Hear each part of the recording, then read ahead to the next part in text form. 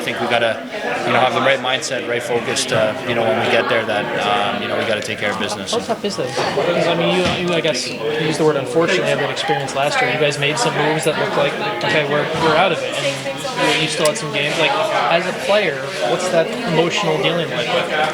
Yeah, no, I think sometimes, when maybe you least expect to win games, I think that's when sometimes you actually play at your best, and you kind of don't really have any expectations going into it. You don't really have anything to play for, and it's like, okay, well, if we lose, we lose. But I think now it's a little bit different. This time around, this year compared to last year, I think we know we got the group to do something special, and we got the guys for it, we got the players, so I think now we just gotta step up our game and kind of go that extra mile. Joe, that game in Nashville, those last 3-4 minutes, the environment of being in that arena with these tight games, what was that like, and how much have you guys kind of learned to play through some of these games like that? No, it was a lot of fun. I think games like that are always they're always hard to play, but at the same time kind of easy, because that you're going to do the right thing, and I think everyone's trusting each other. When it's a 0-0 game, late in the third period, that both teams are tightening it up defensively, and both teams are limiting mistakes and playing the right way. So that's what playoff hockey is. I mean, I've never experienced it, but from what we hear in the locker room, from what other guys are saying and what other guys are talking about, those are the kind of games that you're going to get moving forward this time around late in the year, when you play good teams and teams that are battling for spots. So we just got to expect it, that it's going to be hard, and it could have went either way, that game. Who's the biggest difference between a 0-0 game like that and a game that's maybe still tied 3-3, 4-4, or maybe right there? What's the difference between those kind of games? I don't think there's a whole lot of difference. I mean, obviously 0-0 game, that the goalies are seeing a lot of pucks. Goalies are kind of feeling it at that point, and it's going to be maybe a little tougher to make the cuter play or the nicer play when you're going to get a goal that it might go off someone, or it might just be loose, or you got traffic in front of the goalie's eyes. So I think that's the only thing that's a little different is you got to make it tougher for the goalies rather. I mean, 3-3, you still got to make it tough for the goalies, but it just, I guess when goalies are hot, they can be hot, and 0-0 game, you got to get to the net and get traffic there. You talked a little bit about this, just the experience of these playoff-like games for young guys like yourself, Mo, Lucas, etc. How are you guys taking in that experience, and what have you learned so far just this late in the season?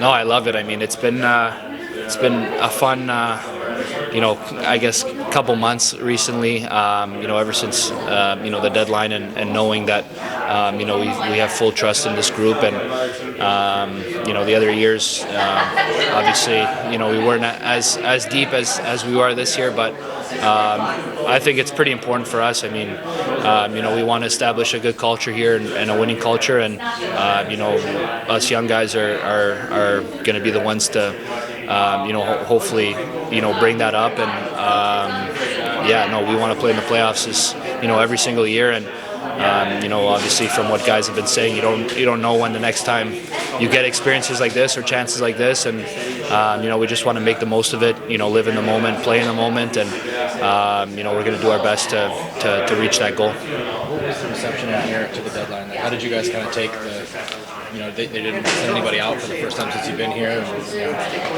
No, I mean, look, we know that we've been capable of winning, hockey games against really good teams. Obviously, I think when we're fully healthy and we're playing within our identity, I think we can be a really good team and a really hard team to play against. And we've shown it for the most part this year, but there are certain times where maybe we weren't at our best, and I guess Steve felt that he's got trust in us to go on a run and to make the playoffs. And even for me, you look around the room, and we got the guys that are more than capable of getting that goal. And I think we just got to put in the work and be focused moving forward.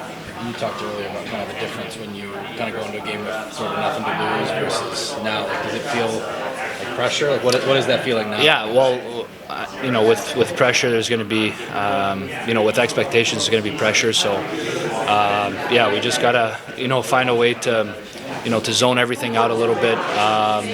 Just kind of, play that the way we've been playing all year, and not let that, be a distraction away, but knowing what's at stake at the same time in the back of our heads. And look, we got an opportunity to play in the playoffs and to make the playoffs. So, I think we just got to be, super focused and, just be dialed in the rest of the way.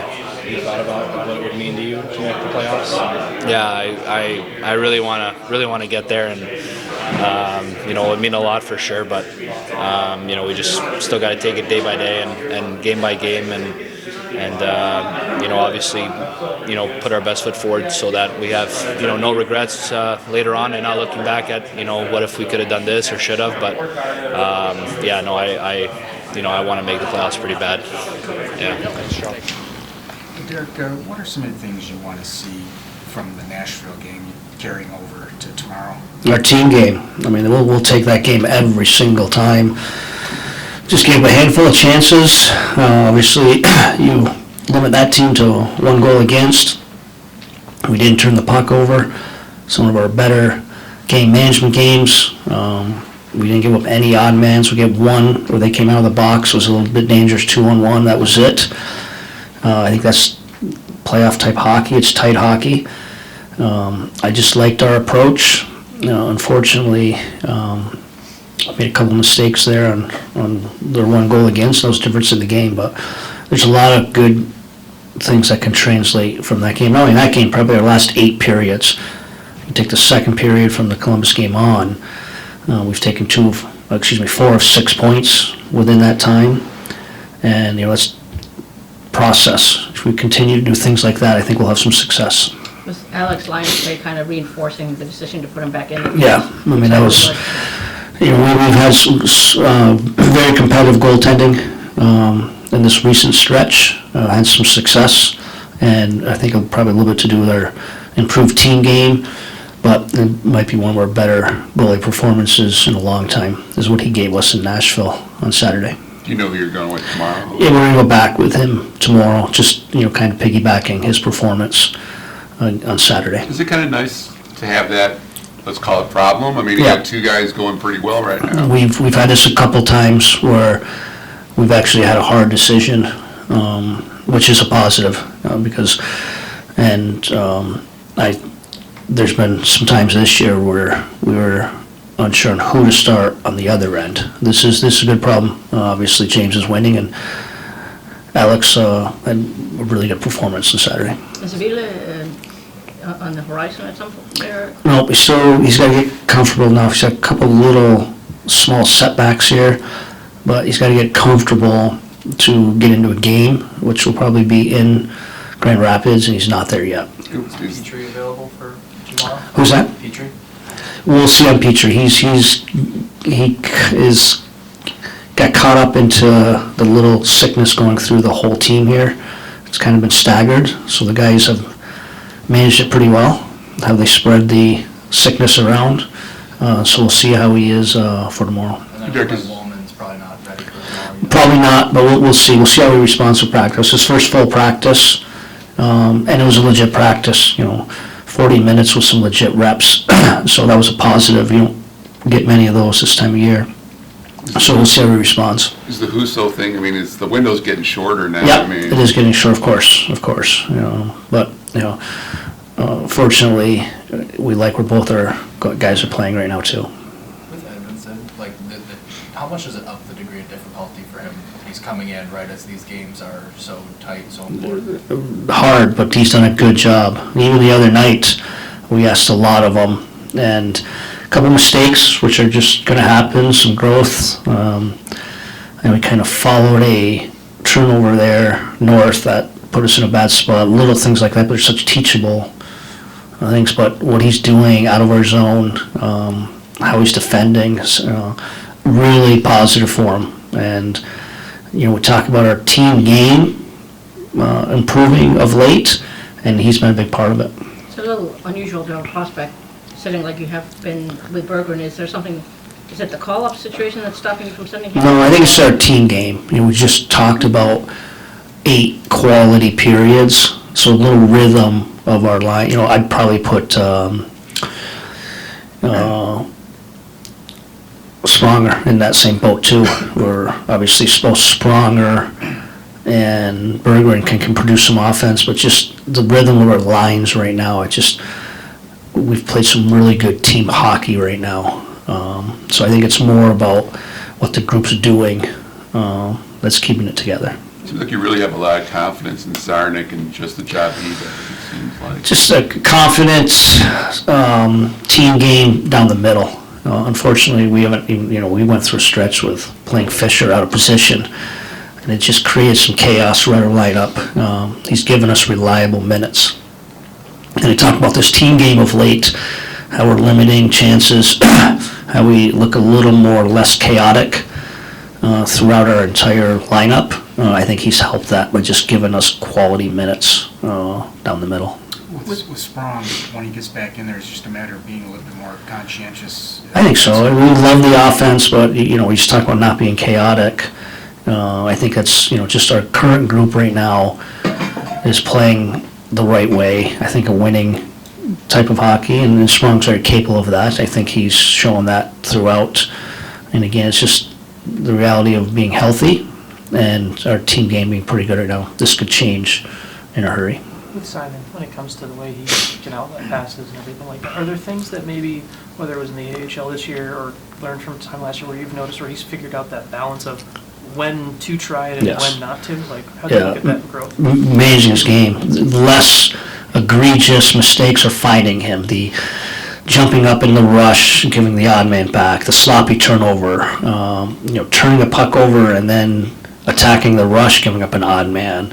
Having too much poise and patience with it instead of just making that first play, the simple play that's available. He's starting to grow in all those areas, hence his team game coming around. And as a coach, when a guy comes up like that, a young guy, are there times where, what's kind of you have to allow some mistakes, Yes. right? At some point, like what's kind of the calculus as you figure out how a guy can learn from something versus we're doing too much here? What's kind of the calculus like that? Yeah, that's a good question. You can't just keep minimizing mistakes, and when they do happen, you communicate it. This time of year, our team video is pretty important. Reps are important, but I think a lot of what we do, especially in a situation growing his development, is the one-on-one type of video. We call it shift tape, and this morning that might be the most important thing for him to watch back his game, talk it through, what he's thinking here, what was his thought process there, what did you see here. I think it's very raw growth and development stage. Is that typically Bob? Bob, yeah, he'll do the D. Yeah, all the coaches will split the forwards. Yes, everyone. Washington keeps hanging on. You guys just played a huge game last week against Buffalo where the points have such magnitude. Again tomorrow, what are you seeing in Washington? They are getting outstanding goaltending, and they're getting goals off the power play. I mean, last night was a perfect example where the goalie, Charlie, did a great job, kept the game at 0-0, and they get their power play goal to start the third, got them rolling. Confident group, but they're getting that world-class goaltending, and the power play, I think we had them almost at 35% here over this recent stretch they've had. So it's a confident group. Again, we talked about all these teams grouped on that line. It's the teams that just win. It's as simple as that. We won 3 of 4. We got ourselves back around that line. They've just keep winning, hence them being over that line right now. So it's credit to them, but it's a huge opportunity for us. With Ovechkin, obviously he's been such a dominant player for so long, but to see the way he's heated up in the second half and to now be within 50 goals of Gretzky's record, is that all surprising or striking to you? No, he's one of those players you just don't end up being surprised. Even if you guys recall the game here, we had a really good, fortunate schedule. They were the back-to-back, and they didn't come in our zone maybe the first 7 minutes, and their first chance was the puck ping-ponged off 2 skates, a shin pad, I know you're saying it, and it ends up on Ovechkin's stick in the slot. Guys have an uncanny instinct, hockey sense, where it just finds him. So he's that type of player where he's going to get his looks. You hope that you limit it and you find a way of not letting it beat you. If he's healthy, do you think he's going to get to Gretzky? I do. He's just power play. He finds a way. It's just, again, that hockey sense and feel I talked about. He has an uncanny ability. It's just the puck finds him. He's going to get his looks, and obviously with that shot, he can score from distance at this level. Honestly, he could go out there in a wheelchair and find a way to get grade A's, and he's going to find that he's going to go down as one of the greatest. And then, again, a lot of it is, probably doesn't get enough credit for his IQ. This is going to sound like a dumb question, but for a non-coaching mind, someone sees him standing there like he's waiting for a puck on the power play. Why don't you just have a guy stand next to him? If you kind of put in the non-coaching mind of why couldn't you just... Yeah, that's a good question, but I think power plays are set up before you get exposed other way. That power play, it's clicking now, but when it was so great for years, it was because that man in the middle that everyone uses so well now, they perfected it. The goal line, the man in the middle. So you can do that. I think teams consciously favor that. We don't want to obviously let him tee it up constantly from that area, but that's what good power plays do. They expose all kinds of holes. Thanks, guys.